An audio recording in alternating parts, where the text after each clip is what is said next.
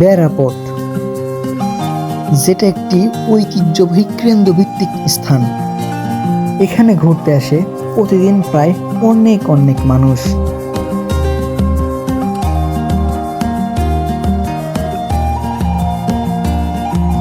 আর এখানে রয়েছে ঐতিহ্যবাহী দুটি ভাসমান রেস্টুরেন্ট, যেটা পর্যটকদের মন কেড়ে নিয়েছে। আর এই বেড়াপট্টি অবস্থিত পাবনা জেলার বেড়া থানার বেড়াতে।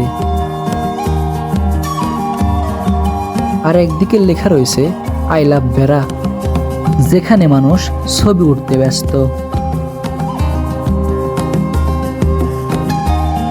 অন্যদিকে রয়েছে ফুচকা চটপটির শত শত দোকান।